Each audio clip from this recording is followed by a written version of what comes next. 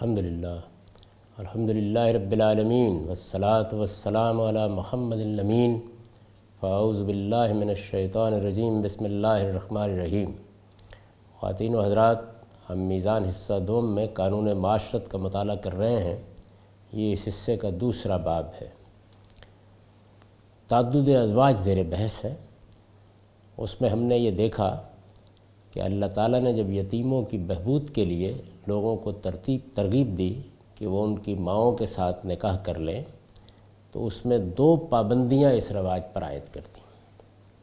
ایک پابندی یہ تھی کہ اس مقصد کے لیے، اس اعلیٰ دینی مقصد کے لیے، یعنی یتیموں کی بہبود، ان کے حقوق کی نگہداشت، اس اعلیٰ دینی مقصد کے لیے بھی 4 سے زیادہ شادیاں نہیں کی جائیں گی۔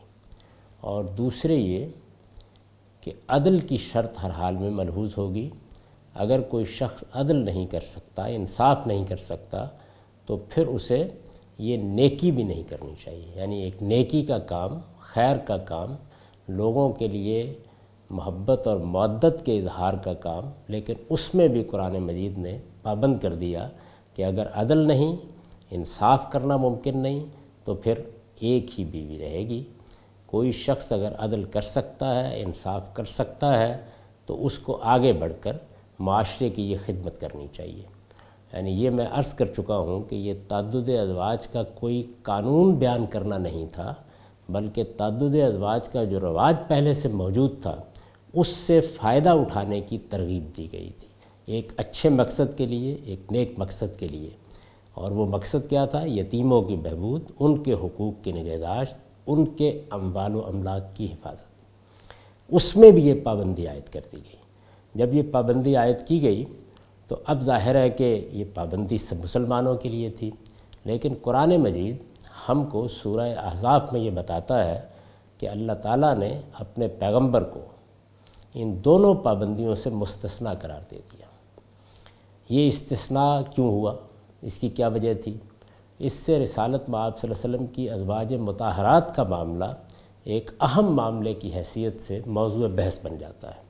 چنانچہ اس کو بھی یہاں سمجھ لینے کی ضرورت ہے۔ یعنی حضور صلی اللہ علیہ وسلم نے شادیاں کیں، کس لیے کیں، کس مقصد سے کیں؟ اللہ تعالیٰ نے جو خصوصی قانون آپ کے لیے نازل کیا، اس کی نوعیت کیا تھی؟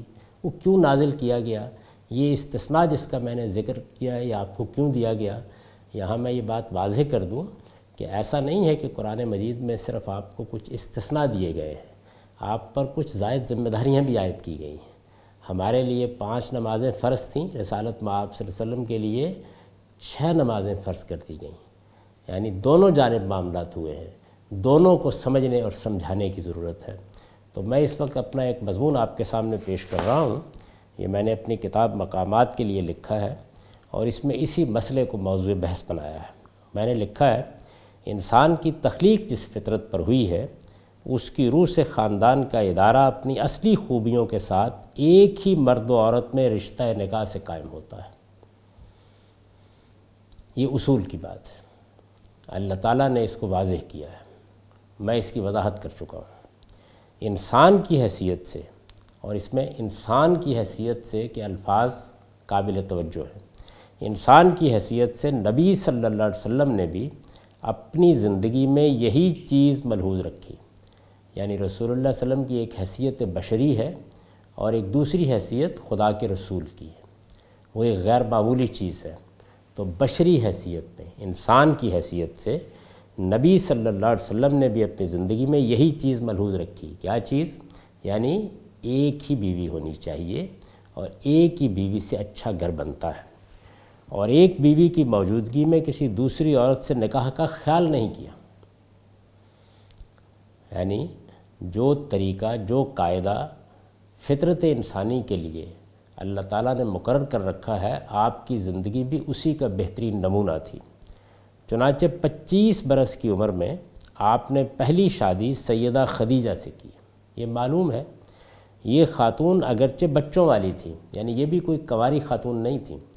یہ خاتون اگرچہ بچوں والی تھیں، اور ان کے 2 شوہر اس سے پہلے انتقال کر چکے تھے، 2 شوہر اس سے پہلے انتقال کر چکے تھے، لیکن اپنی پاکیزگی طینت کے باعث طاہرہ کی صفت سے موصوف تھیں، یعنی سیرت اور کردار ہے جس کو آپ نے پیش نظر رکھا ہے۔ نبی صلی اللہ علیہ وسلم نے شباب کا سارا زمانہ انہی کی رفاقت میں گزارا، یعنی جس زمانے میں انسان کے اندر کچھ خواہشیں ہو سکتی ہیں اس نوعیت کی، وہ پورا زمانہ آپ نے 25 سال کی عمر میں شادی کی، انتخاب ایک بیوہ خاتون کا کیا، بیوہ خاتون بھی وہ جس کے بچے بھی تھے اور جو 2 شوہروں سے اس سے پہلے شادی کر چکی تھی، لیکن اپنی پاکیزگی طینت کے باعث طاہرہ کی صفت سے موصوف تھی۔ نبی صلی اللہ علیہ وسلم نے شباب کا سارا زمانہ انہی کی رفاقت میں گزارا۔ یہ شادی کم و بیش 25 برس تک قائم رہی، یعنی 25 برس کی عمر میں شادی کی، 25 برس تک قائم رہی، 50 سال کی عمر تک، یہاں تک کہ ان کا انتقال ہو گیا۔ اور گھر بار کی ذمہ داریوں کو سنبھالنے کے لیے آپ تنہا رہ گئے۔ روایتوں میں بیان ہوا ہے کہ ایک صحابیہ خولہ نے آپ کو توجہ دلائی کہ سیدہ خدیجہ کی رفاقت سے محرومی کے بعد آپ کی ضرورت ہے کہ آپ شادی کر لیں۔ جیسے عام طور پر دیہات میں، گاؤں میں یا کسی خاندان میں عورتیں توجہ دلا دیتی ہیں، تو ایسے ہی انہوں نے آپ کو توجہ دلائی۔ یہ بھی بیان کرنا اس سے مقصود ہے کہ سیدہ کی وفات ہو گئی تو ایسا نہیں ہے کہ اگلے ہی دن آپ کسی عورت کی تلاش میں نکل کھڑے ہوئے، بلکہ ایک خاتون نے آپ کو متوجہ کیا۔ اس نے عرض کیا، یا رسول اللہ، کانی اراک قد دخلت کا خلا لفقت خدیجہ افلا اخطب علیک۔ اللہ کے رسول، میں دیکھتی ہوں کہ خدیجہ کی رفاقت سے محرومی کے بعد آپ گویا محتاج سے ہو کر رہ گئے ہیں، میں آپ کی طرف سے کسی کو نکاح کا پیغام نہ دوں؟ یعنی یہ اس نے پوچھا۔ آپ نے پوچھا کیا کوئی رشتہ ہے؟ اس نے جواب دیا، آپ چاہیں تو کنواری بھی ہے اور شوہر دیدہ بھی۔ آپ نے پوچھا کنواری کون ہے؟ اس نے کہا آپ کے عزیز ترین دوست کی بیٹی عائشہ۔ اور شوہر دیدہ؟ اس نے کہا سودا بنت زمع، جو آپ پر ایمان لا چکی ہیں اور آپ کے دین کی پیرو ہیں۔ یعنی یہ 2 رشتے اس نے پیش کر دیے۔ آپ نے فرمایا بات کر کے دیکھ لو۔ اب ظاہر بات ہے کہ دونوں ہی سے بات کرنی ہوگی، معلوم نہیں کہ وہ مانتے ہیں یا نہیں مانتے۔ آپ نے فرمایا بات کر کے دیکھ لو۔ اس نے بات کی تو دونوں جگہ منظور کر لی گئی۔ یہ بات چونکہ نبی صلی اللہ علیہ وسلم کی طرف سے کہی گئی تھی، اس لیے اب آپ انکار نہیں کر سکتے تھے، یعنی اس نے جا کے دونوں جگہ بات کر دی اور دونوں ہی جگہ بات منظور کر لی گئی۔ سیدہ عائشہ کے ہاں یہ بات کیسے ہوئی، یہ چونکہ یہاں موضوع بحث نہیں ہے، اس کو آپ الگ سے میرے بعض مضامین میں دیکھ سکتے ہیں، اس لیے میں اس کی تفصیلات چھوڑے دیتا ہوں۔ یہ بات چونکہ نبی صلی اللہ علیہ وسلم کی طرف سے کی گئی تھی، اس لیے اب آپ انکار نہیں کر سکتے تھے، چنانچہ آپ نے نکاح تو دونوں سے کر لیا، لیکن رخصتی صرف سیدہ سودا بنت زمع کی کرائی، جو بیوہ اور عمر میں آپ کے برابر تھی۔ یعنی آپ یہ دیکھیے کہ یہ سیرت ہے، یہ کردار ہے، یہ سوچنے کا انداز ہے کہ دونوں جگہ رشتہ منظور ہو گیا۔ ایک کنواری ہے اور ایک بیوہ ہے، بیوہ بھی 50 سال سے زیادہ کی عمر کی، یعنی کم و بیش آپ کی ہم عمر۔ تو آپ نے کیا کیا؟ دونوں جگہ رشتہ منظور ہوا تو آپ نے نکاح دونوں سے کر لیا، لیکن رخصتی صرف سیدہ سودا کی کرائی، جو بیوہ اور عمر میں آپ کے برابر تھیں اور گھر در کی ذمہ داریوں کو بہتر طریقے پر پورا کر سکتی تھی۔ یعنی جس چیز کو ترجیح دی وہ یہ تھی کہ میرے بچوں کی دیکھ بھال کے معاملے میں، گھر در کی ضرورتوں کو پورا کرنے کے لیے یہ زیادہ بہتر ہے۔ 4 سال تک یہی ایک خاتون آپ کے گھر میں رہی، یعنی پہلے 25 سال تک ایک ہی خاتون سیدہ خدیجہ، اس کے بعد ایک دوسری بیوہ خاتون سے شادی کی سیدہ سودا، وہ 4 سال تک آپ کے گھر میں رہیں، یہاں تک کہ سیدنا صدیق کے توجہ دلانے پر، یعنی ہجرت ہو گئی، نبی صلی اللہ علیہ وسلم مدینہ چلے گئے، وہاں جا کے اب بیٹی کے باپ نے توجہ دلائی، یہاں تک کہ سیدنا صدیق کے توجہ دلانے پر آپ عائشہ رضی اللہ عنہ کو اپنے گھر میں لائے، تو ساتھ ہی فیصلہ کر لیا کہ آپ سودا بنت زمع کو طلاق دے دیں گے۔ یعنی یہ دیکھیے وہی چیز ہے کہ ایک ہی بیوی رہے تو یہی مناسب ہے۔ تو عرب کے معاشرے میں چونکہ طلاق دے دینا یا طلاق ہو گئی ہے تو کوئی عورت دوسری جگہ جا کے شادی کر لے گی، یہ عام سی بات تھی، تو آپ نے یہ فیصلہ کر لیا کہ آپ سیدہ سودا کو طلاق دے دیں گے۔ اس پر سودا رضی اللہ عنہ نے عرض کیا کہ وہ اس عمر کو پہنچ چکی ہیں کہ زن و شوق کے تعلق سے اب ان کی کوئی دلچسپی باقی نہیں رہی، بوڑھی ہو چکی ہیں، لہذا وہ اپنے حقوق عائشہ کے لیے چھوڑ دیں گی، مگر آپ انہیں طلاق نہ دیں۔ ان کی خواہش ہے کہ وہ قیامت کے دن آپ ہی کی ازواج میں اٹھائی جائے، یعنی چونکہ ایمان رکھتی تھیں، اللہ کا پیغمبر مانتی تھیں، تو اس لیے انہوں نے یہ خواہش ظاہر کی کہ میرے اندر چونکہ اب اس طرح کی کوئی خواہش باقی نہیں رہی تو میں اپنے حقوق بھی چھوڑ دیتی ہوں، تو آپ مجھے اپنے نکاح میں رہنے دیں، میں آپ کی رفاقت میں زندگی بسر کروں گی، میری یہ خواہش ہے کہ قیامت میں آپ کی ازواج میں اٹھائی جاؤں۔ اس پر آپ نے ارادہ ترک کر دیا، لیکن اس کے نتیجے میں عملاً ایک سیدہ عائشہ ہی آپ کی بیوی رہ گئی، یعنی پہلے 25 سال بھی ایک ہی بیوی، پھر 4 سال بھی ایک ہی بیوی، اور اب وہ اپنے حقوق سے دستبردار ہو گئی اور اب سیدہ عائشہ آپ کے گھر میں آ گئی، اور یہاں پھر ایک ہی بیوی۔ نبی صلی اللہ علیہ وسلم کی حیثیت بشری میں یہی آپ کی ازواج ہے، یعنی یہی شادیاں ہیں جو آپ نے اپنی ضرورت کے تحت اپنی حیثیت بشری میں ایک انسان کی حیثیت سے کی ہیں۔ ان کے علاوہ آپ نے اپنی اس حیثیت میں کسی عورت کے ساتھ نکاح نہیں کیا، اپنی اس حیثیت میں جو نکاح کیے ہیں وہ میں آگے زیر بحث لا رہا ہوں۔ ان کے علاوہ آپ نے اپنی اس حیثیت میں کسی عورت کے ساتھ نکاح نہیں کیا۔ چنانچہ جو لوگ آپ کو تعدد ازواج کا الزام دیتے ہیں اور آپ کی پاکیزہ اور مطہر زندگی پر کیچڑ اچھالنے کی کوشش کرتے ہیں، ان کے بارے میں صرف یہی کہا جا سکتا ہے کہ ان کے سینے خدا کے خوف سے خالی ہیں۔ یہ میں نے پس منظر اس لیے بتایا ہے، یعنی پہلے بھی ایک بیوہ خاتون سے شادی کی، 25 سال تک تنہا وہی آپ کی رفاقت میں رہیں، اس کے بعد پھر ایک بیوہ خاتونی کا انتخاب کیا، گھر میں انہی کو لائے، اور پھر سیدنا صدیق کے کہنے پر، معاف کیجیے گا، سیدہ عائشہ کو لائے، تو ساتھ ہی ارادہ کر لیا کہ پھر سودا کو طلاق دے دیں۔ نبی صلی اللہ علیہ وسلم کی حیثیت بشری میں یہی آپ کی ازواج ہیں۔ ان کے علاوہ آپ نے اپنی اس حیثیت میں کسی عورت کے ساتھ نکاح نہیں کیا۔ چنانچہ جو لوگ آپ کو تعدد ازواج کا الزام دیتے اور آپ کی پاکیزہ اور مطہر زندگی پر کیچڑ اچھالنے کی کوشش کرتے ہیں، ان کے بارے میں صرف یہی کہا جا سکتا ہے کہ ان کے سینے خدا کے خوف سے خالی ہیں۔ اس لیے کہ جس ہستی کا حال یہ رہا ہو کہ 25 سال کی ابتدائی زندگی میں کوئی شخص اس کی سیرت و کردار پر حرف لانے کی جسارت نہ کر سکا، جس نے بھرپور جوانی میں شادی کی تو وہ بھی ایک ایسی خاتون سے جو بیوہ اور بچوں والی تھی، جس نے عرب کے معاشرے میں جہاں تعدد ازواج کا عام رواج تھا، کم و بیش 25 سال اسی ایک خاتون کی رفاقت میں گزار دیے اور کبھی دوسری شادی کا سوچا تک نہیں، یعنی کوئی ایسا اشارہ کنایا کبھی نہیں سامنے آیا کہ یہ احساس ہو کہ آپ کوئی دوسری شادی کرنا چاہتے ہیں یا کسی دوسری خاتون کی طرف التفات رکھتے ہیں۔ کم و بیش 25 سال اسی ایک خاتون کی رفاقت میں گزار دیے اور کبھی دوسری شادی کا سوچا تک نہیں۔ جس نے دوسرا نکاح کیا تو اس کے انتقال کے بعد، یعنی سیدہ خدیجہ کے انتقال کے بعد، اور وہ بھی ایک 50 سال کی بیوہ خاتون سے، جس نے دوسرا نکاح کیا تو اس کے انتقال کے بعد، اور وہ بھی ایک 50 سال کی بیوہ خاتون سے، اور جس نے پوری زندگی میں ایک ہی باقرہ خاتون سے، ایک ہی کنواری عورت سے، ایک ہی باقرہ خاتون سے شادی کی اور اس کی رخصتی کو بھی کئی برس تک مؤخر کیے رکھا، یعنی شادی کی لیکن اس کی رخصتی کو بھی کئی برس تک مؤخر کیے رکھا، تاکہ بڑی عمر کی جس خاتون کو گھر در کی ذمہ داریوں کے لیے لے آیا گیا ہے اس کو عدم التفات کی شکایت نہ ہو۔ اس کے بارے میں صرف ایک بیمار ذہن کا شخص یہ سوچ سکتا ہے کہ 55 سال کی عمر کو پہنچنے کے بعد اسے اچانک شادیوں کا ہوکہ ہو گیا تھا اور اپنی خواہش نفس کی تسکین کے لیے اس نے ایک کے بعد دوسری عورت سے نکاح کرنا شروع کر دیے تھے۔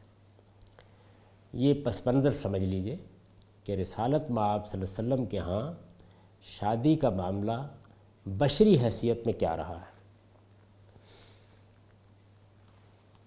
اس میں شبہ نہیں کہ اپنی زندگی کے آخری 8 برسوں میں آپ نے مزید 8 خواتین سے نکاح کیا، یعنی 55 برس تک یہی صورتحال رہی۔ اب اس کے بعد ایک واقعہ ہے، وہ واقعہ کیا ہے کہ اپنی زندگی کے آخری 8 برسوں میں آپ نے مزید 8 خواتین سے نکاح کیا، اور اس کے لیے خصوصی قانون بھی نازل کیا گیا قرآن مجید میں۔ وہی قانون ہے جس کو سمجھانے کے لیے میں نے یہ پس منظر آپ کے سامنے رکھا ہے۔ اس میں شبہ نہیں کہ اپنی زندگی کے آخری 8 برسوں میں آپ نے مزید 8 خواتین سے نکاح کیا اور اس کے لیے ایک خصوصی قانون بھی نازل کیا گیا، لیکن یہ نکاح نہ بشری حیثیت میں کیے گئے، نہ اپنی خواہش سے اور نہ خواہش نفس کی تسکین کے لیے۔ اب یہاں پر ان لوگوں کو جو اعتراض کرتے یہ سمجھنا چاہیے کہ جس ہستی کے بارے میں وہ بات کر رہے ہیں اس کا ذاتی کردار وہ ہے جس کو میں نے بیان کر دیا ہے۔ شخصی طور پر جو فیصلے کیے گئے ان فیصلوں کی نوعیت بھی میں نے آپ کے سامنے رکھ دی ہے۔ پہلا نکاح کیسے کیا، دوسرا کیسے کیا، تیسرا کیسے کیا، اس کی تفصیلات بھی سامنے آ گئی ہیں۔ اس کے بعد 8 نکاح کیے پے در پے، کیوں کیے؟ تو ہر آدمی کو سوچنا چاہیے کہ معاملے کی نوعیت کیا ہے۔ یہ اب ایک دوسری حیثیت زیر بحث آ رہی ہے، اس کو پھر سمجھ لیجئے۔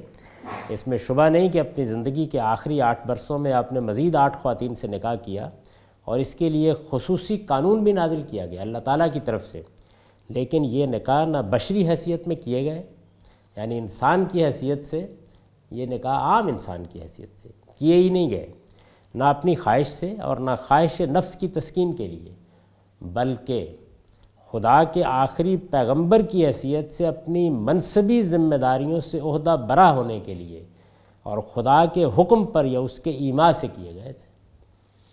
یعنی رسالت میں آپ صلی اللہ علیہ وسلم کی ایک حیثیت بشری ہے، اس میں آپ نے وہی رویہ اختیار کیا جو فطرت کا تقاضا ہے، جو اللہ تعالیٰ نے انسانوں کے لیے پسند کیا ہے، اور ہمارے سامنے بھی اسی کا بہترین نمونہ پیش کیا۔ اب ایک دوسری حیثیت آپ کی پیغمبر کی حیثیت ہے۔ آپ کو اللہ تعالیٰ نے آخری پیغمبر کی حیثیت سے مبعوث فرمایا، اور آخری پیغمبر کے معنی کیا ہیں؟ یعنی خدا کی ہدایت اب اس کے بعد آسمان سے براہ راست نہیں آئے گی، اب قیامت تک انسانوں کو اسی ہدایت کی روشنی میں زندگی بسر کرنی ہے، اور یہ آخری پیغمبر رسالت کے منصب پہ فائز ہیں، ان کے ذریعے سے خدا کی حجت تمام کی جانی ہے، اور ان کو معرکہ حق و باطل میں اترنا ہے، ان کے ذریعے سے منکرین میں اور مومنین کے مابین اسی زمین پر فیصلہ ہونا ہے۔ یہ بہت سی چیزیں میں اس سے پہلے واضح کر چکا ہوں کہ پیغمبر کون ہوتا ہے، پیغمبر کی کیا منصبی ذمہ داریاں ہوتی ہیں۔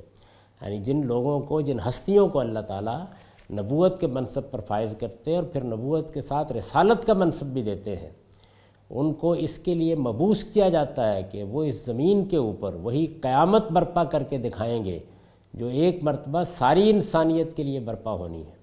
اپنی قوم کے لیے وہ گویا ایک قیامت صغریٰ کا پیغام لے کے آتے ہیں، خدا کی دینونت برپا کرتے ہیں، جزا و سزا برپا کرتے ہیں۔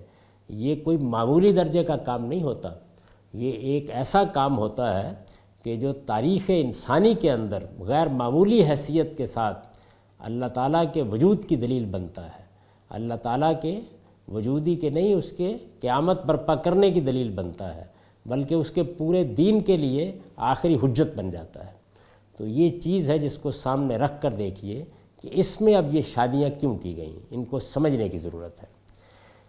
اس میں شبہ نہیں کہ اپنی زندگی کے آخری 8 برسوں میں آپ نے مزید 8 خواتین سے نکاح کیا اور اس کے لیے ایک خصوصی قانون بھی نازل کیا گیا، لیکن یہ نکاح نہ بشری حیثیت میں کیے گئے، نہ اپنی خواہش سے اور نہ خواہش نفس کی تسکین کے لیے، بلکہ خدا کے آخری پیغمبر کی حیثیت سے اپنی منصبی ذمہ داریوں سے عہدہ برا ہونے کے لیے اور خدا کے حکم پر یا اس کے ایما سے کیے گئے تھے۔ کوئی سلیم الطبع آدمی جس نے تعصبات کو الگ رکھ کر کبھی اس معاملے کو سمجھنے کی کوشش کی ہے، اس حقیقت کا انکار نہیں کر سکتا۔ یعنی یہ بات ان نکاحوں کی تفصیلات کو دیکھنے کے بعد بالکل واضح ہو جاتی ہے کہ اس میں کسی بشری خواہش کا کوئی تعلق نہیں ہے۔ تفصیلات درج ذیل ہیں۔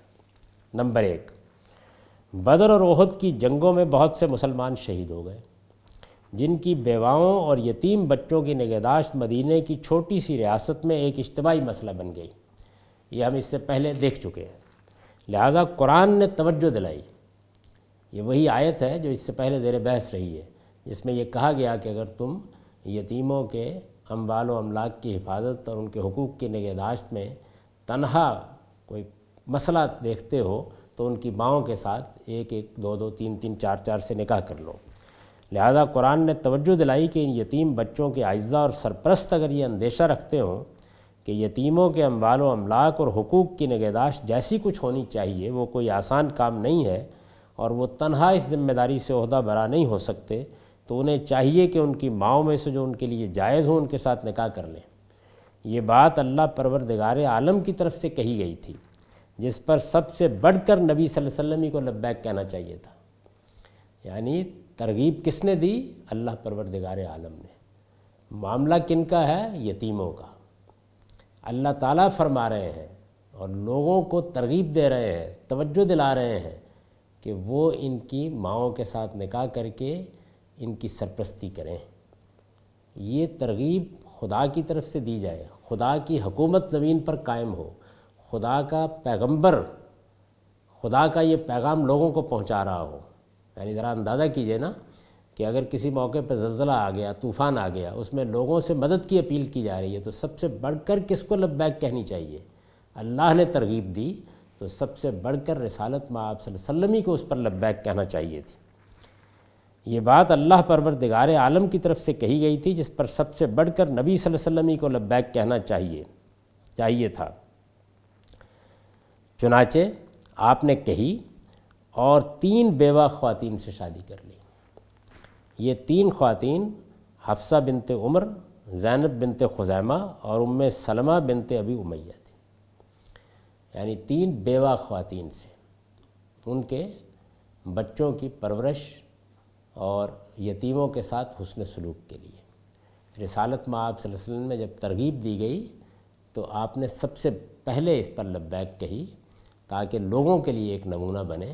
اب یہ دیکھیے یہاں کوئی بشری خواہش نہیں ہے، یہاں تسکین نفس کا کوئی جذبہ نہیں ہے، بلکہ اللہ تعالیٰ کی طرف سے ملت کے سربراہ کے طور پر آپ نے آگے بڑھ کر اپنے آپ کو پیش کیا ہے کہ اگر اس وقت یتیموں کی بہبود اور ان کی مصلحت کا تقاضا یہ ہے، اگر بیوہ عورتوں کو سہارا دینے کے لیے باقی لوگوں سے یہ مطالبہ کیا جا رہا ہے یا باقی لوگوں کو ترغیب دی جا رہی ہے، تو سب سے پہلے مجھے اپنے آپ کو پیش کرنا چاہیے۔ نمبر 2، قرآن نے غلامی کو ختم کرنے اور معاشرے میں غلاموں کا رتبہ بڑھانے کے لیے ہدایات دیں، تو ان پر عمل کا نمونہ پیش کرنے کے لیے آپ نے اپنی پھوپھی ذات بہن سیدہ زینب بنت جہش کا نکاح اپنے آزاد کردہ غلام اور مو بولے بیٹے زید رضی اللہ عنہ سے کرا دیا۔ یعنی ایک بڑی معاشرتی اصلاح کے لیے آپ نے یہ اقدام کیا کہ یہ غلامی کو ختم کرنے کے لیے، غلاموں کا مرتبہ بڑھانے کے لیے جو اقدامات کیے گئے، انہی میں سے ایک بڑا قدم یہ اٹھایا رسالت مآب صلی اللہ علیہ وسلم نے کہ اپنی پھوپھی ذات بہن سیدہ زینب بنت جہش کا نکاح اپنے آزاد کردہ غلام اور مو بولے بیٹے زید رضی اللہ عنہ سے کرا دیا۔ عرب کی معاشرت میں اس زمانے کے حالات کے لحاظ سے، اس وقت کے پس منظر میں یہ کوئی معمولی اقدام نہیں تھا، یہ بڑا غیر معمولی اور دور رس نتائج کا حامل اقدام تھا۔ یعنی اصل میں اس سے یہ مقصود تھا کہ غلاموں کا مرتبہ اس درجے بڑھا دیا جائے کہ وہ قریش کے ایک بڑے خاندان کی بیٹی کے ساتھ بیاہے جا سکتے ہیں۔ یہ اقدام کیا رسالت مآب صلی اللہ علیہ وسلم نے، مگر بدقسمتی سے دونوں میں نباہ نہیں ہو سکا اور زید نے انہیں طلاق دینے کا فیصلہ کر لیا۔ سیدہ کے لیے یہ بڑے صدمے کی بات تھی۔ اب یہ دیکھیے کہ پہلے ایک خاتون کو رسالت مآب صلی اللہ علیہ وسلم نے راضی کیا کہ وہ ایک آزاد کردہ غلام سے شادی کر لیں، یہ معمولی درجے کے ایثار کی بات نہیں تھی۔ پھر دوسرا حادثہ یہ ہو گیا کہ اگر نباہ ہو جاتا، شادی کامیاب ہوتی، تو اس کے بھی بڑے دور رس نتائج نکلتے، لیکن نباہ نہیں ہو سکا۔ مگر بدقسمتی سے دونوں میں نباہ نہیں ہو سکا اور زید نے انہیں طلاق دینے کا فیصلہ کر لیا۔ سیدہ کے لیے بڑے صدمے کی بات تھی، اس لیے کہ پہلے ایک معاشرتی اصلاح کے لیے انہوں نے ایک آزاد کردہ غلام سے بیاہا جانا قبول کیا اور پھر مطلقہ بھی ہو گئی۔ یعنی پہلے انہوں نے یہ اصرار کیا اور اب طلاق کا داغ بھی ان پر لگ گیا۔ چنانچہ ان کی دلداری اور متبنہ کی بیوی سے نکاح کی حرمت کے جاہلی تصور کو بالکل ختم کر دینے کے لیے اب دیکھیے 2 مقاصد، ایک یہ کہ اب اس خاتون کی دلداری کے لیے بھی کوئی اقدام کرنا ہوگا جس کو اس طرح کے غیر معمولی حالات سے سابقہ پیش آ گیا ہے۔ چنانچہ ان کی دلداری اور متمنہ کی بیوی، متمنہ یعنی وہ لڑکا جس کو مو بیلا بیٹا بنایا گیا ہو، اس کی بیوی سے نکاح کی حرمت عام طور پر عرب جاہلیت میں یہی تصور تھا کہ اگر کسی کو مو بولا بیٹا بنا لیا ہے تو اس کی بیوی کے ساتھ اب نکاح کرنا ممکن نہیں رہا، یہ ناجائز ہو گیا۔ قرآن مجید نے یہ بتا دیا کہ اس میں کوئی حرج کی بات نہیں ہے اور یہ حرمت بالکل بے دلیل حرمت ہے، اللہ تعالیٰ نے اس کو قائم نہیں کیا ہے۔ اس جاہلی تصور کو بالکل ختم کر دینے کے لیے اللہ تعالیٰ نے آپ کو حکم دیا کہ آپ سیدہ سے خود نکاح کر لیں، درحال کہ اس وقت 4 بیویاں پہلے سے آپ کے نکاح پر تھیں۔ اس پر جو لوگ معترض ہو سکتے تھے ان کی تنبیہ کے لیے فرمایا کہ آپ خاتم النبیین ہیں، لہٰذا یہ اصلاح آپ ہی کو کرنی ہے، آپ کے بعد کوئی دوسرا اس کے لیے آنے والا نہیں ہے۔ سیدہ اور ان کے شوہر کے درمیان جو صورتحال پیدا ہو گئی تھی اس میں آپ خود بھی محسوس کرتے تھے کہ یہی کرنا پڑے گا، لیکن اسے ظاہر نہیں کر رہے تھے۔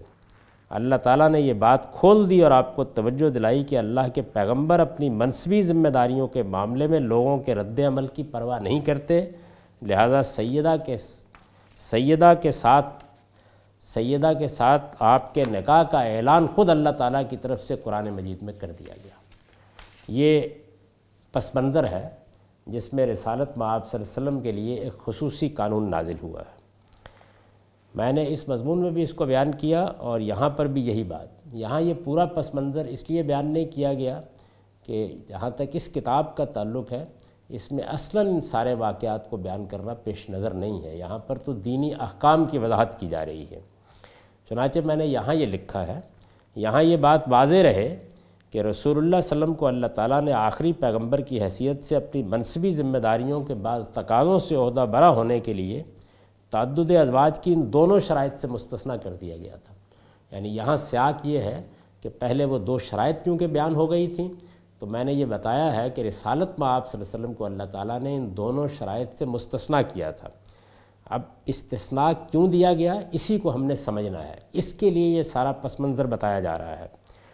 چنانچہ معاشرے میں غلاموں کا رتبہ بڑھانے کے لیے جب آپ نے اپنی پھوپھی زاد بہن کا نکاح اپنے آزاد کردہ غلام اور مو بولے بیٹے سیدنا زید سے کیا اور ان دونوں میں نباہ نہیں ہو سکا، یہ تفصیل میں وہاں بھی بتا چکا ہوں، تو سیدہ کی دلداری اور متمنہ کی بیوی سے نکاح کی حرمت کے جاہلی تصور کو بالکل ختم کر دینے کے لیے اللہ تعالیٰ نے آپ کو حکم دیا، آپ کی طرف سے کوئی اقدام نہیں ہوا، اللہ تعالیٰ نے آپ کو حکم دیا کہ آپ سیدہ سے خود نکاح کر لیں، درحال کہ اس وقت 4 بیویاں پہلے سے آپ کے نکاح میں تھیں۔